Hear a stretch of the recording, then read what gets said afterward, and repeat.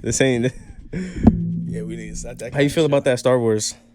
Are we recording? Oh, we're gonna start getting right into it. Yo. So I only got through 2 episodes. The issue with Star Wars right now is kind of the issue with like most like things I don't like about film at the moment. It's about to happen. So people are gonna get me for this one. So there's this word called woke. And I feel like woke was cool when it meant really trying to expose the truth behind things. One way that I feel about fantasy, one way that I feel about science fiction, excuse me being out of breath, I just drove from Mount Vernon to do this. Why are you out of breath when you're driving though? I mean, I guess No, you can't answer. I guess going to the bathroom was a lot of cardio. You know, I'm 35 years old, so it's moving around is kind of tough. Even though I jump a lot of rope, cardio is good. But when I was a kid, when it came to things like Star Wars, Star Trek, I always saw what the world could be. I always saw a world where inclusion and diversity, or diversity and inclusion, was something that was a part of it. When I was a little kid, there was a show called Reading Rainbow. And Reading Rainbow is like this show where LeVar Burton, he's a fairly decently famous actor.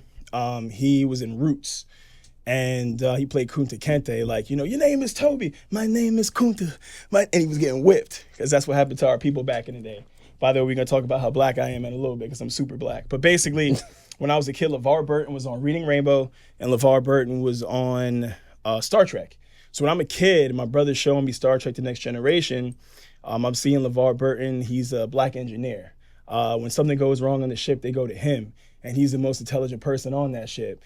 And when I was watching science fiction as a kid, and even when I was watching just TV in general, like in the 90s, you had Martin, you had Fresh Prince of Bel-Air, you had all these shows where black people were front and center. So I didn't know the world was quite racist until I left the house, or I would see glimpses of the news. So science fiction, especially, always had this place for inclusion and diversity where it didn't need to be changed. And Star Wars was a part of that.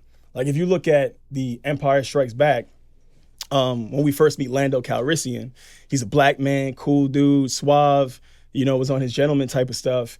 And, you know, he was even hitting on Princess Leia right in front of Han Solo. He did not care. He's like, my lady, like, who is this type of thing, right? And when you look at that movie, he's a black man who used to be a scoundrel and a smuggler like Han Solo, and he turned his life around, and now he runs a city. He's the mayor of a city. And yeah, he betrayed Han Solo. He did what he had to do to keep his business going, but then you saw, you know, he wasn't a traitor at the end of the day. He became an iconic figure in that whole franchise. Yeah, and he came through for his boy. But when you look at that movie and you know the history behind Star Wars and how George Lucas feels about certain social issues, this is a white man who he pretty much, and you can hear him in interviews, he hates white people. He hates totalitarianism.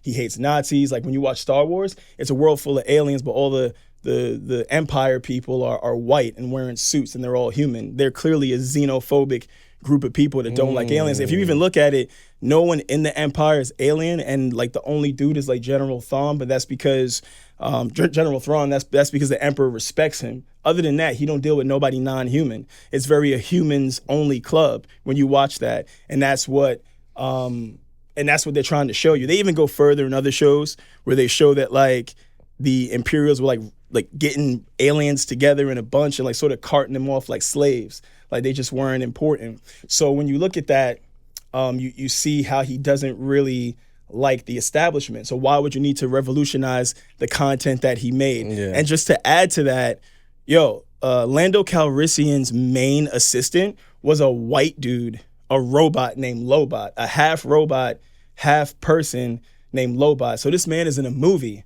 in 1980. Like, we're talking 15 years after the Civil Rights Movement, and that's a different sort of sham we'll talk about another day, or today. But basically, he has a white slave. And every time he said, Lobot, do this, Lobot said, and he did exactly whatever Lando said. 1980, cool black man running a city in space, and his main assistant is a white robot. And you got to fix Star Wars and I never looked at Star Wars and make it space lesbians or whatever the hell is going on right now. Like, there was always room for that, but everything now seems like a metric or performance-based thing. Like Juneteenth was yesterday, and I thought it was hilarious how on this day, people of all colors are posting the colors of my black flag, which is red, black, and green. And I'm like, I was black last Tuesday. Now y'all care because it's Juneteenth. Also, my people are from South Carolina and we're from like the East Coast. We was already up in New York. We was already walking around, chilling around that time. So it's kind of like, I know there's a historical significance, but don't give me holidays and give me like these weird compromises. Give me, the equal right of like human value. Why do you think they do that? I think it's sort of like feeding the proletariats, feeding people something that makes them think that times are changing. Based on what I said, I feel like coming up with shows like Captain Planet and certain things where like a group of different people, gay, straight, black, white, or whatever, will come together in their own uniqueness and make something beautiful together as a combined thing, like Power Rangers, all of that was kind of showing that. I don't think that we needed to like double down on anything. I think that we just should have kept going as we were. So we don't live in a time of balance. It's almost like we came out of a period of racism. Now we're in a period where everything goes. And it's like, because everything goes, now there's no more uniqueness in people that were different. Like one of my friends, I was talking to her a few months ago, and she's lesbian, man. I asked her, like, how does it feel when you know that back in the day you were unique? You were cool. You were that one girl that dressed up like a boy. Now everybody dresses like a boy. Everybody wears those crappy Crocs. And you already know this. If you know any old heads, you can't wear no slippers outside because at any given moment you have to be able to defend yourself. Also, as a gentleman, why are you wearing like Crocs all day long? You a nurse? Like, what's good? Like, I was teaching these kids how to jump rope. My man, like, is in his 20s and they got no swag. They got no groove. I mean, we can get into that too, how just like almost the diversity of rhythm and actual riz and charisma has been taken out of our generation to make everyone the same. There used to be this idea of different colors make a whole portrait. Now it's almost like we're one shade of crap. And Star Wars, and the way it is with the Acolyte, I was watching some of it, and it's just like they even changed the Force to like this magical thing that can sort of do everything. Because when you were watching Star Wars before, the Force was something where the greatest of them, like Yoda, and certain people could really tap into it and almost control certain aspects of nature and see the future. But it's mainly like this thing that surrounds us, this beautiful, unidentifiable thing that has no gender, has no anything, sort of is something you could tap into and you can sort of like poke and pick at it. Like when you see Obi-Wan Kenobi say to those two stormtroopers, these are not the droids you're looking for, and he controls their mind real quick. When you first see that movie, you're like, wow. What's this about? It was mysterious. And even when you get into the prequels and pretty much everything else that some people decided to like not like, the Force was still this thing where only the most ridiculous of them could really control it. And the reason why they use that romantic weapon, as Obi-Wan described it, a lightsaber, is because they have to be able to intercede with each other and actually engage in some sort of combat. Because if you got the Force and I got the Force, I can't just be using the Force on you. There's a barrier there. So it's like Star Wars used to have an aspect of mystery, and it came from a better time of writing where people sort of focused on the hero's journey and not a political agenda.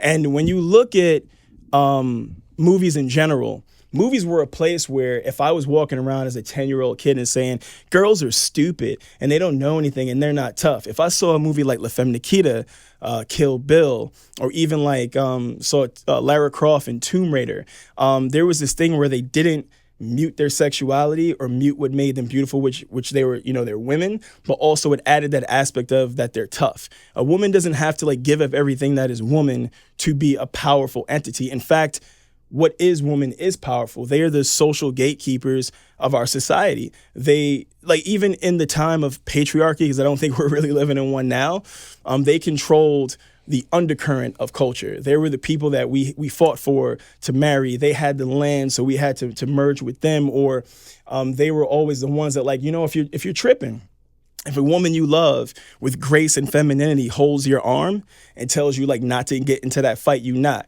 But if shorty's like, yo, yo, yo, yo, yo, and stop like bugging out just as much as you are, you're not going to listen to a other masculine voice unless it's like somebody you respect, or it's like a coach, or it's your father. So women just have that sort of thing where they can soothe that monster in you. Like when you watch grandmothers or moms like connect with young boys when like even in my own neighborhood, my neighbor, she's great. Her name is Kim, by the way. I'm gonna shout out Kim because she really supported the last show that we did. But I see her talk to her grandson, and she's like, yo, say please, say thank you, say you're welcome. And she just whispers these positive words of femininity into him, and he just does what she says. Like even now that my mom's getting older, she leans into being too intense sometimes, but I'm like, dude, like I respect you. You raised me. If you just like speak that, clean this dish, do this, like I will do it because I can see that whatever I'm approaching with, which is probably any sort of visceral connection to anger or anything like that, it's not more important than her getting me to appeal to that reason. And whoa, that was a large stream of consciousness right there. Yeah, but you had a lot to say. Yeah, but women basically, in my opinion, when you look at characters like Wonder Woman, because DC's always done that better than Marvel for some reason, even though Marvel's the more the company that's always sort of focused historically on people who are not perfect. Like Spider-Man's just a poor Jewish kid from Queens, then all of a sudden he gets bit by a spider. Batman's ultra rich and a Rockefeller, but what's cool about it is that he is somebody that carries white guilt, old white money, and he goes into the hood and tries to save it. So that winds up making that a cooler story at the end of the day. But in my opinion, when it comes to something like Wonder Woman, the doctor, I think he was a professor. We got to look him up, but he created Wonder Woman because I think in his college studies he had a belief system where it was like women are inherently better than men. Like they're just better than men. Like this is what Wonder Woman comes out of. So, but when you see her character, she has hope. She utilizes love. She almost has an innocence. And when you watch that movie, that recent one, they actually did that pretty well. That first one, I don't know about that second one, 84, but as a man, he teaches her, that guys are still evil. There's stuff going on. He almost like breaks her innocence. But when somebody's got to go, or they got to get shut down, Wonder Woman will shut them down. And she still operates with femininity. I'm not saying that tomboys ain't it. I'm not saying that you have to conform to this ideal of wearing a dress or doing things like that. But this society we live in currently is leaning into the fact that in order for women to be equal, or I even think we're living in a state where there's this aspect of superiority, they're leaning into male tendencies. We as men were never exactly right. Like I talked about in the last podcast, when we're correct, we're like a Thanos. We are a calming, soothing, powerful energy. We're like when a man is like, yo, stop, and you just hear that seriousness, but it's not like this overly defensive thing. Because I don't support people in the hood being like, these overly aggressive men, because they always argue with women, and we can get into that too. Like, I'm not even a fan of like dudes arguing with women. I feel like when I see people in the hood or in the street just going in on their girl, I'm like, yo, why are you arguing with somebody and you outweigh them by 200 pounds? With great power comes great responsibility. You have the responsibility to chill. You should never put your hands on a woman. You should never do anything that goes to the extent of trying to intercede with them in a violent way. When they act too crazy, like Matthew McConaughey said in Inside the Actor's Studio, when my wife wants to argue with me, I'm just gonna go sit in the field and just stare at the sky. I'm not gonna deal with that. She's a Latina, so she's always bicker. So I'm just like, when she's calm, I'll come back. That's masculine energy.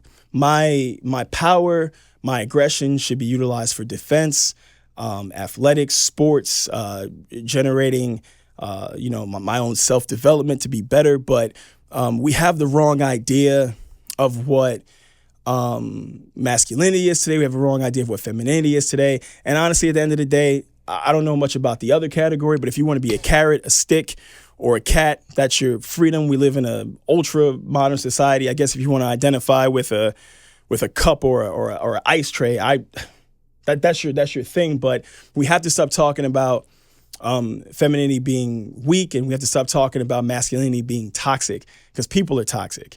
And that whole term, toxic masculinity, only came out of psychology that was studied in the prison system, where men in the worst situations of society have to devolve into savageness just to survive. That's not a normal component of males. So we're judging it all. And to get back on point, that Star Wars show, it keeps doing what a lot of modern things do, where not writing stories for the sake of writing stories, or writing stories for the sake of trying to change things. But by making a good story and having just people be who they are and tell that story does change things. Like, I'm watching Star Trek as a kid, and the Asian guys flying the ship, and there's that huge stereotype that Asians can't drive. You're seeing a black man be an engineer, and apparently black people aren't intelligent. When you watch Star Trek, they're just people who happen to be in roles, and you start to look at that as being normal, not you making a movie where it's like, I'm a girl boss and I have a lightsaber and I'm gonna do backflips. Like, that's trash. Like Captain Marvel, the learning lesson in the movie that in a Marvel film was that she was always amazing. She was always great. It was her coach in the military and the drill sergeant and all these people held her down. And then all of a sudden she realizes that she was great the whole time. You could watch a show right now called Battlestar Galactica, and people may have heard about it in the background of their mind. It's a franchise that in the late 70s, early 80s, it was created to compete with Star Wars because everybody wanted to make money off of the fact that there was lasers being shot around, and it was really cool.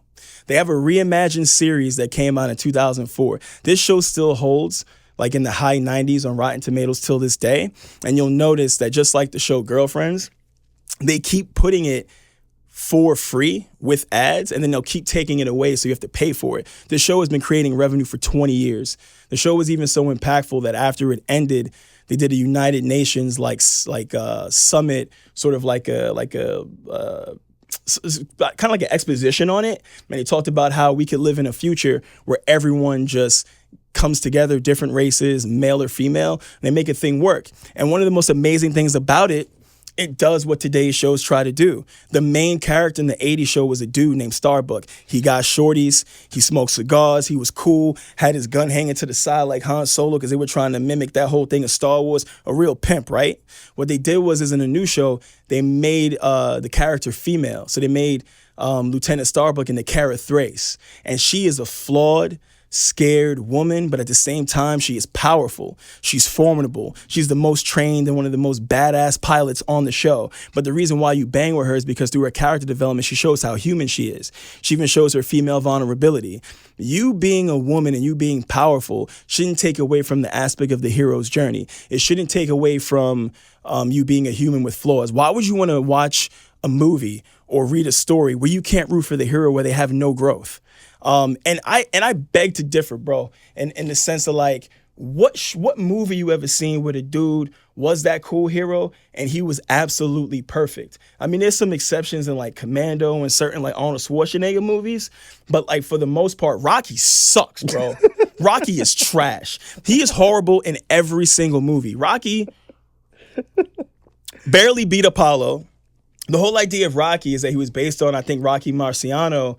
And the whole idea was that he tried hard. The Russian dude had steroids, better workout equipment, was definitely a stronger, more powerful human being. But Rocky defeated the Soviet Union with like American heart, which we don't even have anymore. We're all about we're the best, we're stars. Like, even as like a grown man trying to like date in today's society, like you got women looking at you like, you're regular, like you're nothing. I know so many dudes, and people are gonna try to get me with this whole comparison thing again.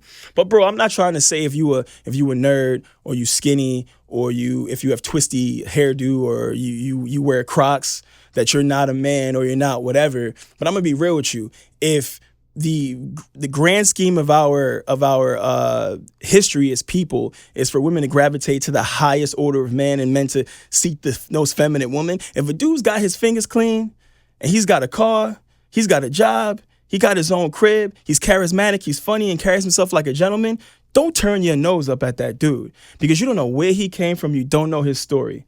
At my highest weight in my life, I was 320 pounds. And I never hated on no skinny dude's lane. I never hated on my homeboys who were 13 years old and had like abs and was getting all the chicks. I just knew that one day I was going to be ready for that work and not mayonnaise and McChickens. And not like DiGiorno pizzas. Like, you know it's bad when your mom is trying to offer you a salad with DiGiorno. I was like, Ronnie, don't you want to eat a salad with that? Like, that's my childhood. I've been in my room crying at night because some girl didn't like me or something like that. But I never took it out on the world like an evil villain. It's almost like we're living in a society of evil villains. Well, that shapes character. stuff It like does. that. But let me. Yeah, I had like a crazy stream of consciousness. Because Star Wars is trash. Star Wars is trash right now. You've let out bring the mic closer. Oh, okay. So you've let out a couple points that I do want to touch on. Star Wars being trash. I mean, that's something that we could debate about all the time. We talked about feminine qualities and masculine qualities. And I think it's safe to say that, I mean, I would also argue that they've kind of been like switching in a sense. Like the men have been getting more feminine and the women have been getting more masculine. Tell me about it. So you agree with that statement. My question to you is, is that being done purposely? And if so, why? Or just why in general is that happening now? I think there's a huge economy in... Because female empowerment is positive. Women not being subject to the will of men is positive. I don't want to go too deeply into it, but my sister, who I lost when I was 1 year old, was a victim of a crime. She's no longer with us because some dude liked her. Women don't owe me or anyone anything. You don't owe me anything because I lift weights and I work out. But what I think is happening is that the media or the government or whoever has figured out that they can make a lot of money from female supremacy. And what I mean by that is that if you create the basic function of someone's mentality to think that the men around them who is the other half of the human race, like we're all in this together, like these are the people you have to love and fall in love with and, propagate. If there's money in like thinking dudes are pointless and worthless and now, you're working now, you don't need them. I also like to connect with that. I feel like when they freed my people, because I'm Gullah, I'm from South Carolina, like I'm black, like I built this country. I feel like when they freed us so we can go and work. And so that check can be taxed. So I feel like there's this idea that if we can get women to really just forego whatever compromise we have as a culture, what you're going to do is there's going to be less birth rates. There's also going to be a social change where women are going to follow that belief so incessantly that now they're facing the things that guys used to face, like permanent loneliness. Like that used to be like a thing where like you in every neighborhood we got it, that one weird guy with glasses who still plays Atari and he's like 50 years old and this dude has no wife, no family, no kids. Like you've got women raising cats, you've got a lot of single moms, you've got people who are getting older and lonelier, and then you've got guys who are just absolutely afraid to be themselves around women. Like I even think that like guys just being kind of, and I've met dudes in the hood that like this too, like they're not even into being like, yo, like this person is attractive, like, and I'm not saying like catcall people, but what that does is that it basically sort of creates a dysfunction in how we cohabitate with each other. So I feel like it's being done on purpose. I don't want to sound too tinfoil paper hat. I don't know if it's a paper hat or a tinfoil hat. I think it's tinfoil because you're trying to stop the alien signals. Tinfoil. I'm black. I say tinfoil. I say what else do I say? I say Febreze. I don't know why I add two B's to Febreze. But yeah, I say Earth. I don't say Earth. I'm black. So, but I do have a good elocution. I do speak well. But I don't want to get too much into a conspiracy tip, but there is a lot of money in this. The thing that's weird about it, though, is to talk about how you brought up Star Wars. Oh, I didn't bring it up. I just... Well, because, I brought it up before. I brought it up before we came out here, but we're starting to realize there's no money in the movie girl boss thing or feminizing men and stuff because everyone wants a powerful hero. I'm going to be honest with you. I love everybody equally, but if somebody's going to come save me, like a firefighter or somebody, they better have like the best TRT steroid use. They better be strong as hell to lift my big ass out of a building. Like everybody wants that hero. Like think about it, and I'll leave it on this note. Look at what's happening with Amazon right now. The biggest show on TV is Jack Reacher.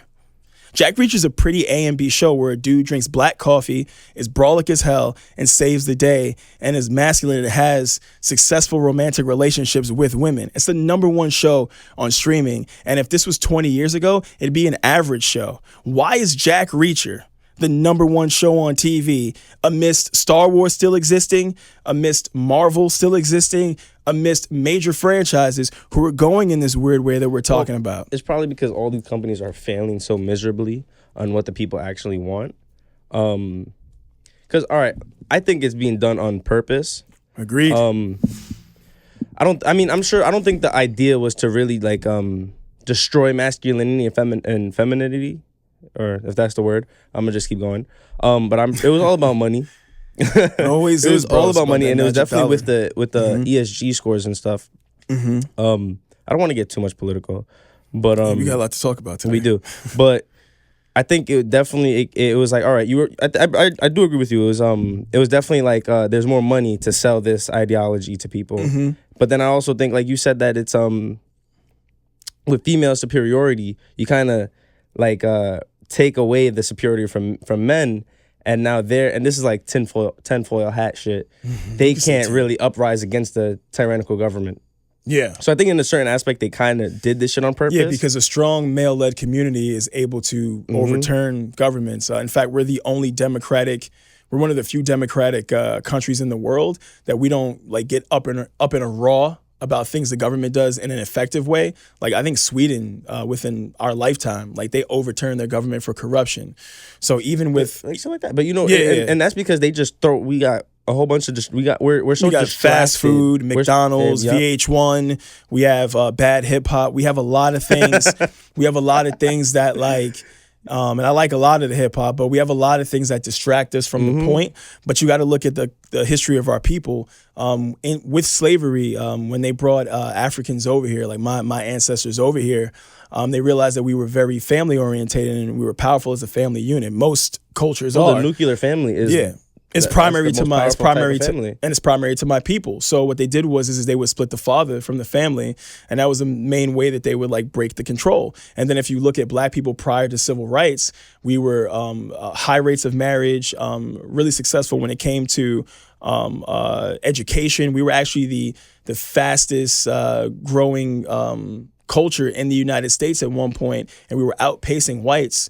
And I can't believe I said whites. I sound like my mother right now because she's 76. But we were outpacing white Americans, and black people used to be the Mexicans. We had the landscaping jobs. We had all the criteria to build society, and then we were also going to college. Like, how do you think Martin Luther King was a doctor? Because he went to school. Like they make it seem like before civil rights, black people didn't do anything. And I'm not saying things were all peachy, but as we see with the Latin community, the Islamic community, and Asians specifically, they're very xenophobic to other cultures.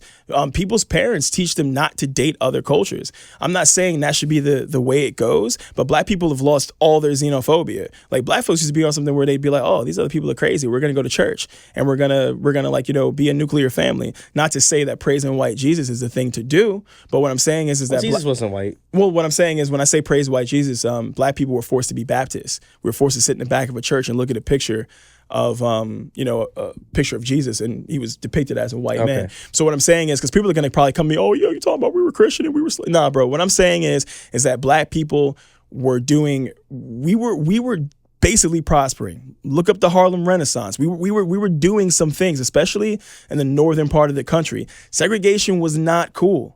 I'm not advocating for that. We deserve to use the same bathrooms that other people. But integrating us and putting us in a position where we had to adopt a lot of cultural norms of Americans, it diluted the power that we had. Because if you look at us post-civil rights, I can dress like a gentleman and watch Netflix all day. But what are black people doing where it's like, oh, man, I'm disappointed. Like, cracker was a huge thing in the 80s. Most people don't even think I'm black because I carry myself well and speak well. Like we can definitely get into that today. That whole thing that Latins and certain people do, where if you don't walk around like a degenerate, they don't even think you're black. Like my people and who I am, in my family, no one makes empanadas, no one's Spanish. We're all from the South, the South of the United States. We're pure black people. There's some instances that we're not going to go into where there was some white interference, but that's America for you. We ain't going to talk about that. But the whole thing is that When did black become just hip hop? When did black become lower quality? And I'm not saying I support, Martin Luther's idea of anonymity where we all have to act like white folks. I'm not saying I support early Malcolm with like our supremacy. I almost support the last version of Malcolm X where he noticed that Islam is a religion of peace and that Muslims are white, Asian, black, Indonesian, whomever. And he realized that, we all bleed red. We're all trying to get to the end of the day. We all want peace. Like most human beings walking on this planet just want to get through their day. Most people don't want any kind of problems to arise. I just respect everybody's equal right to live and attain what they're trying to attain in this world, which is peace. And those people who are trying to cause negativity and cause violence, they got to go. That's all I'm really talking about. But we've become so hateful of, not hateful, but we've become so frightened of our past and our indiscretions that we've gone too far into a way where we let anything goes. I feel like mostly with the things we're talking about, and I just want to make this one point, it's almost like white people are making these shows and they're putting black people in roles that used to be white, and they're making this person gay and this person that, almost that they're apologizing for the things that they did. I never asked for a black James Bond. I just said, hey, let me make a movie one day as an actor or a director where I'm a black secret agent and I'm doing something cool. James Bond needs to stay white. Batman needs to stay white. Him being white and saving the hood is beautiful. And we all know this from pro wrestling, from TV shows and everything. Ain't none a minority or anybody likes more than a cool person of a different race. Black people love Bruce Lee. Black people used to love Hulk Hogan before he said what he said. It's like we all are more alike than we are different. 100%. I was just when I was talking with Josh here, when we were all babies, we were all clean slates. We were friends with everybody. All we wanted was to fucking eat, sleep, and shit. Yeah. That's all we wanted. We were the same fucking baby, besides we obviously looked different, acted different, genetically wise. You know what I'm saying? But through time, we had different experiences. Yeah. We're exposed to different information, went to different places, and you know what I'm saying? Became different individuals. So just like you said, it's like we're not so different. Like we're really not. We just been through different shit. I do want to touch back. I do want to go a little bit back though, because I want to touch forever. Yeah, I do want to touch more on feminine qualities, and I actually want to ask you, what do you look for in a woman, or what are qualities that you look for in women that kind of aren't here today? That's a really, really good question. And no one has to be this. I'm not trying to sound politically correct, but I feel like I affect communication so well. I don't even know how people could pull cap and say that something I'm saying is crazy. But to me, a feminine woman is someone that is not trying to compete with me. They're trying to add to me because they see that our union or what is great in me is something that is important. I do believe that a woman being in that role is not oppression, is not subservience. I believe that is a powerful thing, to be almost the administrators and the HR of human society. That is powerful. Having a woman be the you provide the home, having the woman control that home and build that home and make that home is a powerful role. That's almost like I fought an army for this castle, and now this castle is yours. I think that women have found a way to take the beauty of what I just said. I shouldn't have said that. I found that people who believe in this opposite thing of what I'm talking about, they found a way to make that seem like oppression. So when I'm looking at a potential partner or a potential mate, or even just trying to, talk to a girl, like just a free-going spirit, someone who obviously is happy, obviously somebody who can add to the fact that as a dude, I go through a great many silent struggles, like trying to be tough and be an example to my nephew who's 6. And when you were talking about kids are our most purest form. When you're a kid, you're friends with everybody. When you're a kid, that's probably the best thing you have right is positivity and energy. And to have him look up to me, there's a lot of things that I put myself through inside of my own mind that can be hard to deal with. So to have a woman that at the end of the day, when something's going wrong, instead of criticizing you and taking you for granted, holds your hand, holds your head, tells you everything's going to be okay. I don't need a mother. That's not what I'm looking for, because Lord knows I don't want anybody telling me what to do exactly, but I need someone that's going to bring this energy to my life where it's okay for me to to not so much let down my defenses, but to basically be like more human. Because to be a powerful male, whether you are Bill Gates, who is a nerd, and because I'm not saying male has to be some dominant, muscular, masculine kind of person, but what I'm saying is that a woman should add something to your life that's at least positive.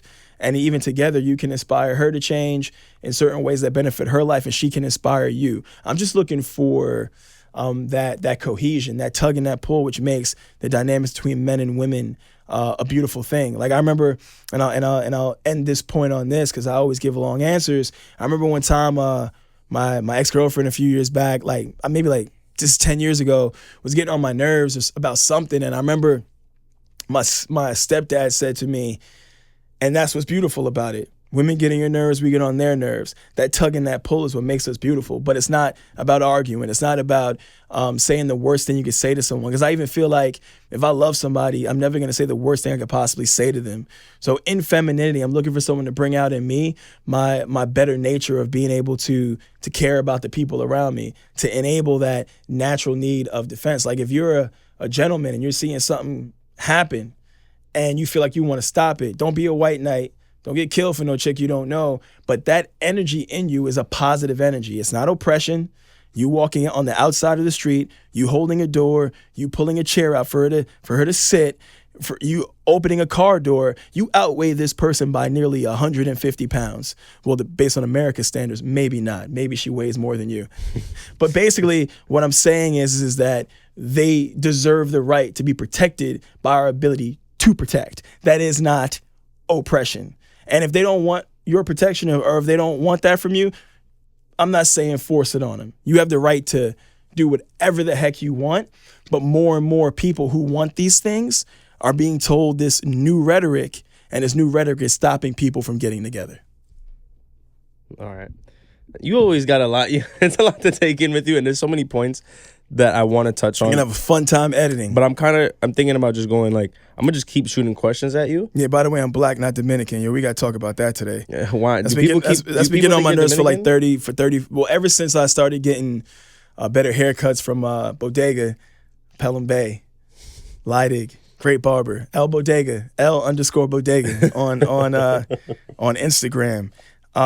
That's mainly a joke, but so I'll tell you this, and I want you to bounce off of this because I talk too much. No, I was at my workplace. Supposed to be talking. I was at my workplace like 2-3 weeks ago, and I had this customer, and she was Dominican. She was lighter tone skin, and she literally said to me, "I'll just keep it this flat," and I'll tell you what I said to her. But she said, "You don't look black."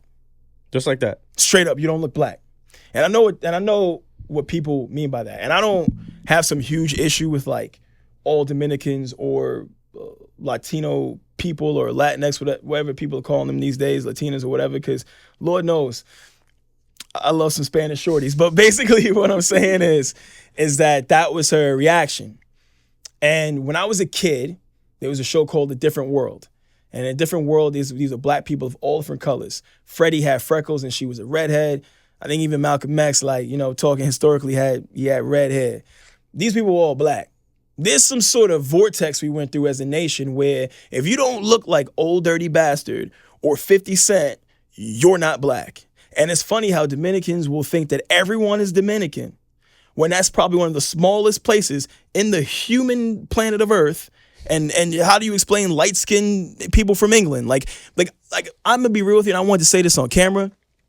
And you got to take a poll. I don't even think that Dominicans know that Drake is half Jewish and half black. I don't even think they know what half Jewish and half black is. And with all Spanish songs he make, I'm pretty sure that people think he's Latin. And I never really did a poll and asked. But it's crazy how people from a culture think that people look a culture. You can't take a blood test that says you are Dominican. There's no such thing as looking Dominican. You're either going to come out 3 parts Negro or 3 parts European. If you take that blood test, it's not going to say you are Dominican. That is not a race. That is not a it might be a phenotype, but it's not a genetic. It's not anything. It's just because, bro, as an African American, I am an imported person. They're imported people. We're probably going to be made of the same great many of things. Like me as a person who is Gullah, and you could look that up, research that. My people who originate from Johns Island in South Carolina, we're a mixture of different African groups, like Trinidadians, people from Nigeria, whatever, like Western Africa, right? So my whole thing is like, how does women gonna sit here and tell me I don't look black? Like, what does that even mean? And it's something deeper, because it means that there's some sort of attribute of me possessing quality that I can't be black. When I feel like what Idris Elba is, I feel like what James Bond is as a white man, and being in an action movie, like, we're Western people. I can wear a suit. I can carry myself a certain way. I had one black man at that same workplace tell me that he thought I was Spanish or Dominican because I work out, I carry myself well, and have a good job, because someone else he knows has all those things and they just happen to be Dominican. So now that I have 5 good things going for me, I'm not black. That's crazy. Why do you think that is? That people are making that connection? There's some historical things with, like, them and their dictators. Somebody else would talk about that. I'm not here to talk about their history. I think it's colorism. I think it's immigrant beliefs of not knowing American history. It's like, I've dated a Trinidadian before, and I remember this girl told me that before she really knew about our history, she thought black people were lazy. People don't really understand that this whole, like New York, like Manhattan was covered with trees. And you got to realize that 200, 300, 400 years ago, there was no excavators. There were no plows or trucks. Black people cut down those trees. Indians were mainly inhabiting this land, and we had to fight them for the Dutch. And before, the English came and made us internal slaves, like, this was the workforce of this entire nation. So for people to call black folks lazy, and there are some pretty awesome examples of how, like, we're just really living the American dream these days and living off of the system in some ways, but to not respect our history, and then also too, for every single culture on this planet to mimic hip hop, which is an African American creation, like Bad Bunny. That Nady Sabi album, or whatever the hell it's called, is one of the better hip hop albums I've heard recently. And he's not even a full blown black person. Like, we got people appropriating our culture left and right. The word cool, I will argue this, is synonymous with black. Cool? Cool. Because when you say something's cool, you ain't saying that's Norwegian. You ain't saying that's Martian. It's it's black. It's American black. Let me get it twisted. You saying with your hat, with your little swag, all this is black people stuff. Whether we want to admit it or not, nobody other than us made it. I'll fly to Barranquilla right now, and then my boy will have, like, his fitted hat. He got like 20 girls wanting to take a picture with his fitted hat.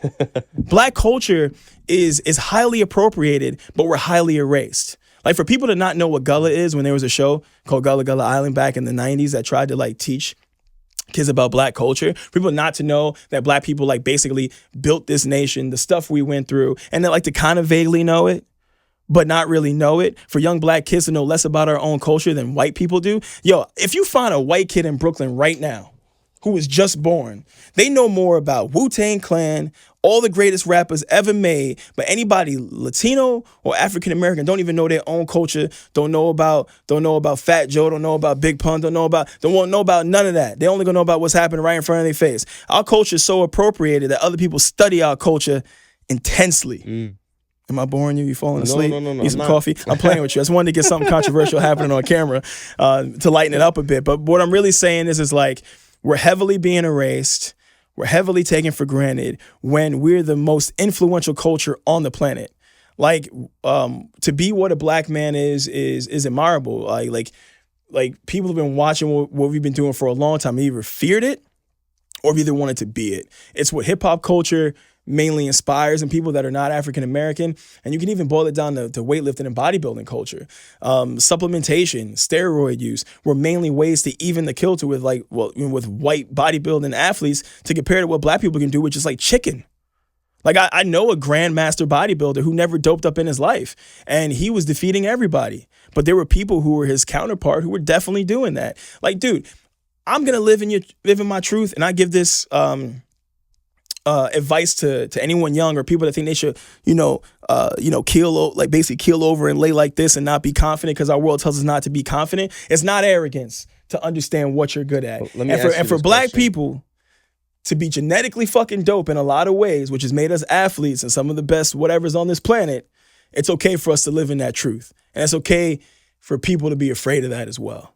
That was kind of intense. That was some Magneto stuff I just said. That was Let me ask you this question. Yeah. They're going to find me for this. What can men do to better their lives and the lives around them? One, love yourself. And really be accountable. Because like I said, you do not have to be a bodybuilder. You do not have to be, like I said, walk in the room with your chest first, but maybe realize what you want to improve and what's not happening for you and make those changes. I met somebody in my neighborhood the other day where one of the girls around him said, yo, cut your hair. Like, people see you as a hooligan, they see you as another street kid. And he was like, yo, cut my hair. But in the same air of breath, he wanted to be taken more seriously.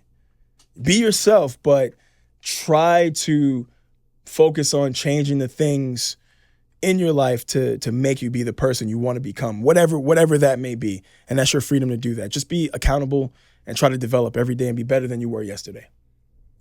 Now, let's move on to God, because that's the common theme for a lot of my podcasts now. And I really want to talk about God and where you stand on that.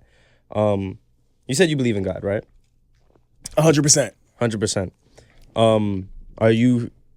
Tell me about that journey. Have you always believed in God, or how has that relationship been? Yeah, so I think with a lot of African Americans, like we inherently believe in God. God like saved us from a lot of the more horrifying times in our country. For me personally, I went to Catholic school from the time I was 4 till the time I was in high school, like 18 years old. And most people that go to Catholic school, they wind up like not believing in anything. And I think one of those reasons is that depending on what kind of Catholic school you went to, you either went to a Catholic school that was really pre-Vatican, which was their reform, where it was like, only this is this way, or only that's that way. And when you teach kids that, they kind of feel like, how could it be that rigid? I'm not believing in this. Or I feel like in schools like mine, where it was very modern, they taught us too much. Like, we had sections on Buddhism, Hinduism, Islam, Muslim culture. I was taught that Jews are our Abrahamic cousins. Like, they are like our religious predecessors, whereas Muslims are like our religious cousins, because we're all following the same God. We just got off at different boats. So I was starting to see that Catholicism doesn't like run away from like the truth of things, and they're one of the only bodies of a Christian government in like the entire human history that they've done some horrible stuff, but they try to change as time evolves. They try to have different, they call them councils on it. And they try to have these different like ways of thought, because they realize that in order to maintain power, you can't be rigid. Like, you could even watch a show like Ancient Aliens, and you'll see priests talking about the concept of aliens on History Channel. Well, I want to more so like, which is kind of weird. Religions in itself, I can go all day about religions, but I want to talk about God specifically. So I was going to lean into that. I give too long answers. That's why we need 3 hours for this next podcast. I was going to lean in to say that because of me learning everything in Catholic school, I've become more into the idea of spirit science, that there's more than one channel connecting to the same thought process, which there is a God. Because religion is an organizing body, but all these religions are tapping into a power like the Force, and they're trying to extrapolate what that means to them. Yeah. Like, the same ohms a Buddhist does is probably the equivalent to the breathing that happens when you say the Lord's Prayer. Like, if an entity that was evil appeared right now, I believe equally a Buddhist, a Muslim, and a Catholic could do whatever prayer they say and make that thing go away. We're all tapping into the same fundamental human energy that derives from the free will that God gave us. So I believe at the end of the day, there is a God. He possesses no gender. He possesses no whatever. We only refer to him as he. That's because that's where our society is kind of framed. I was even told, no cap, by a lay. Lay just means not a priest, not clergy, by a lay teacher. His name was Mr. Garrison, not like the Mr. Garrison from South Park. But Mr. Garrison was cool. Shout out to Mr. Garrison. He believed, he wanted kings and queens to come back. He was a different kind of dude. But I remember one time in class, he sat down, he said, yo, and I'm going to say it in my way. He's like, yo, no cap. Because God is real, and we believe what we believe about him as Catholics, he has no gender. He has no affiliation to anything in particular that would make him go in the way that a human being would go, like our decision-making process. This entity is above all of that. It is a faceless, like sort of like all-encompassing energy, like the Force in Star Wars, where this entity is above human imperfection. And there's this cool thing in Catholicism that really made me believe in God. It's called the mysteries of the faith. And what Catholics do is that you get into these corners where you're locked in, where something doesn't make sense. And people who were like either not Catholic or just like didn't, because you know everybody goes to Catholic school, did not believe it. They would just think this was like craziness. But it's called the mysteries of the faith because it's like your human brain can't comprehend that the God is the Father is the Son, and the Father is the Holy Spirit, because you don't understand what it is to be divine. And that makes perfect sense. It's like when Moses went on top of that mountain, and when he came back from seeing God, his head was shining light, because whatever his human body saw, this dude couldn't comprehend it. He came back glowing.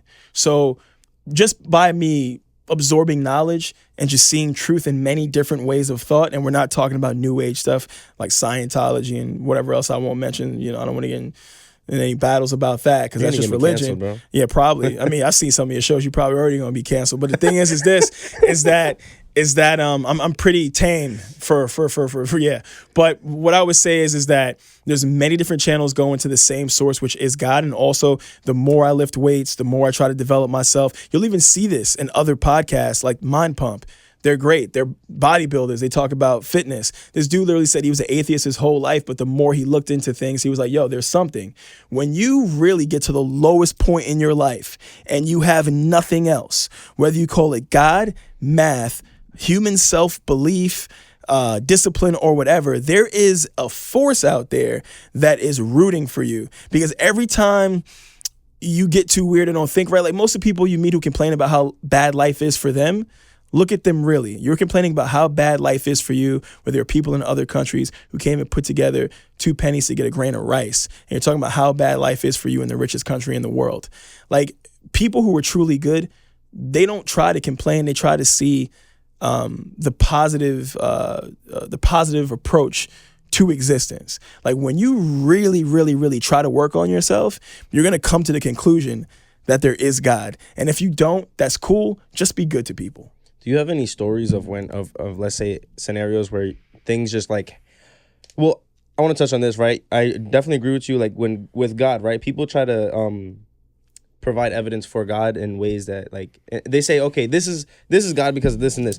One, we can't prove God exists because we can't understand God. Yeah. Like, anything that we can't understand cannot be evidence of God, because God is obviously much greater than that. And I hope I'm making sense. You are. But I always look for God in the things that don't make sense. Like, I don't understand. Mysteries of the faith. I don't understand why certain things happen in my life that just, boom, work out. And you needed it. I don't understand. And you needed it. I don't understand why one day I came into the gym, seen my boy sitting next to you, said, what's up? Then that conversation happened, and then now we're here. I can't understand that. It's gonna be you know great. what I'm saying? But I want to know if there's any scenarios in your life that things just happened and you were just like, that had to be God.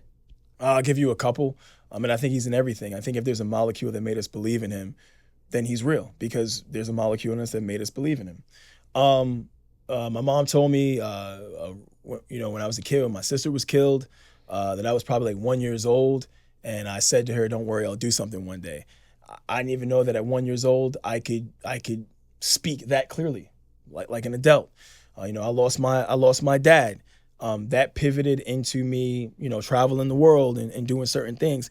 I find God in the same things you find him in, is that when you are in your worst moment and you try to persevere, something is guiding you. I've now lost a best friend who was not that much older than me. I've lost my father. I have no grandparents left. And I feel like every time I lose these people, and this is a very Christian thing too, they sort of tell you to lean on the people you've lost. They're kind of like your angels or, whatever.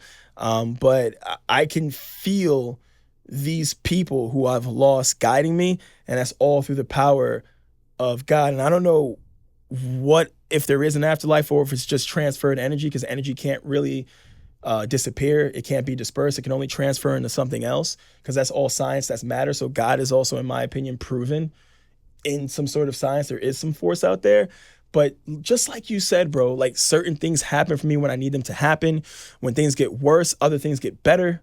Like I'm trying to make a really, really big change in my life. And I had like at least a few things happen that financially I did not need to happen, but it opened up other doors.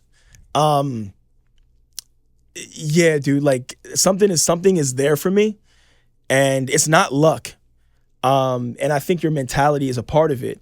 Like in basic religious beliefs, there is an idea of being a good person and having a positive outlook on life.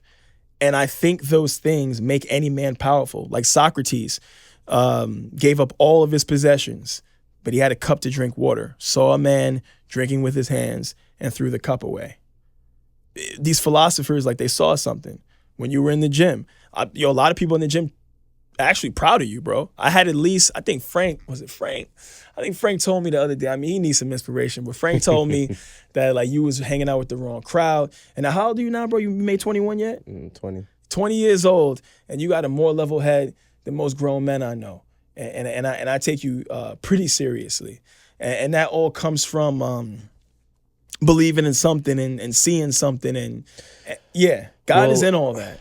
That's like, I've been in so many situations where it's like, and like you said, it's like when you're really at the bottom of the bottom in your life, you know, because I'd never been in a situation where I couldn't fucking eat. You know what I'm saying? I could say like, yeah, I was at rock bottom, but I really wasn't. But I was at rock bottom for what I considered rock bottom. Yeah. And I had nothing but my faith. And I didn't even have faith. It was still developing. And through that, it's like I really got myself out of a lot of shit.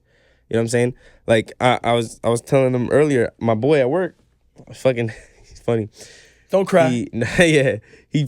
He'll say like, yo, you lived a long 20 years. Because sometimes I'll tell him like all the shit I've been through. And I've been through a lot of fucking shit. But it's like the only reason I got through that shit is because I put my faith in God. You know what I'm saying? And I agree 100% with you about how like different religions, right? I feel like they're all like manuals. You know what I'm saying? Different guides to get to the same source. Exactly. Because I make this like, I guess, analogy all the time. Like if I was a time traveler and I go back thousands of years ago and I give people an iPhone and be like, okay, you explain to me how the iPhone works and you explain to me. And one, you guys have no communication to each other or nothing. They're both going to come up with some fucking crazy answers. They are. And they're going to, you know what I'm saying? And they're going to express it in the ways that their culture expressed things and in different languages. They would be able to use the phone better than us because they were less complicated. You know, like, it's interesting. Yeah. Like, so it's like, we'll talk about another day. Yeah. It's not like this example and or this explanation and this one is wrong. They're both wrong. No, they'll probably get you to this. They'll probably get you to learn how to use the phone. Mm-hmm. But I mean, another question is, why do you think so many people are against believing in God? Because I come across a lot of people and they're just like, they just don't want nothing to do with it. My mother used to say, and I think this is the thing, you're too smart for your own good. People are too smart for their own good. They make everything complicated. Like I remember when I was a kid and I was afraid to talk to girls. My dad and my Uncle Pop, which is not really my uncle, is my dad's homeboy. And I connected with him recently. But again, because I lost my dad. But they would just say, go get that girl's number. And I had 90 different things in my head. Oh, I was chubby. Oh, I'm scared. This, that, and the fourth. People are so smart for their own good that they think it's intelligent to not believe in something that they cannot see. Even in Star Trek, Worf, man, the most gangster dude in Star Trek said, we have all this science, but there's an invisible world that we do not understand. And it's something that for sure exists. Science should be used to quantify what this invisible thing is. People think that sitting in the seat of disbelief makes them intelligent. You shouldn't be a skeptic. You should use whatever human ingenuity that this being gave to make us have free will and to make us creators. Because remember, we're made in his own image and likeness, which means we're also creators, which means we shouldn't be afraid of a heaven or hell. We should just understand that we should be given the confidence to have our own domain.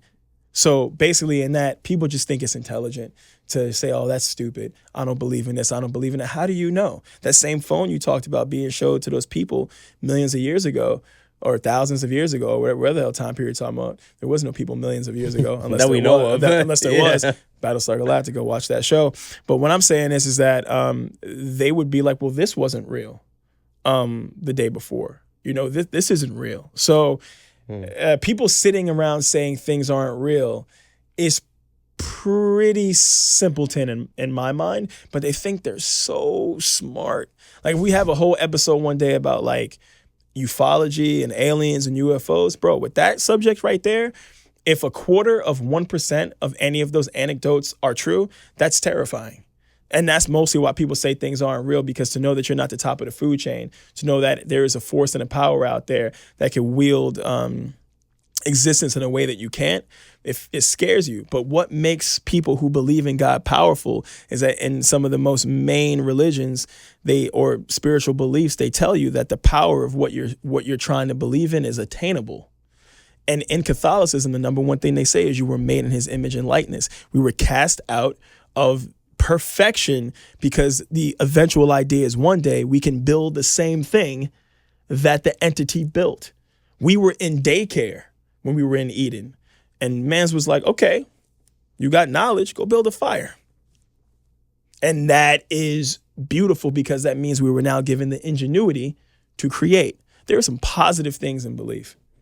I think with some people... You're going to clip the hell out of that. That was good. This whole conversation. But I think like with some people... with them lasers. They're not lasers, though. There's a quote, and it's like the best trick or the biggest trick. I don't want to butcher it. I always butcher quotes, but it's cool. The best trick that the devil pulled off was convincing people he didn't exist, and he convinced people a lot of stuff. But you know what I'm saying? And it's like, All right, evidence of God. One is in the things that we can understand, right? I can understand why certain things especially when I put faith in them. You know what I'm saying? Another evidence that I would actually use is that you look at everybody that believes in God, and you ask them about stories or things that have changed or didn't make sense that worked out because they believed in God. It's a lot of people that are going to say their life flipped upside down for the better because they put their faith in God. What's more embarrassing is people that can't say that, and that's what makes other people disbelieve. And what I mean by that is like, you ever have somebody ask you why you like iPhones? And then most people say, oh, they're great, they're awesome. And most people are like, I don't like them now because all you can say is that they're great and they're awesome. Most people that are Christian, they always say, because there only can be a God, because the word is this and the word is that. And I'm like, how could this be the only word if a Buddhist is a better person than you? They're going to hell. Christians, people that are like super Christian, never defend it properly. They always make it seem like one-dimensional. You did it the right way. I like that you said what happens to Buddhas? Are they going to hell? I was looking at better than most people. If you're a Christian, right, or if you're going based on the Bible, I can never say that if you don't believe in my religion, you're going to hell. And I'm gonna tell you why. Because in the Bible it says that if you sin, God will forgive you. But now if you sin knowing that you shouldn't sin, if you eat that fucking McChicken with mayonnaise, knowing you shouldn't eat that shit, you know what I'm saying? Some bacon on that bitch.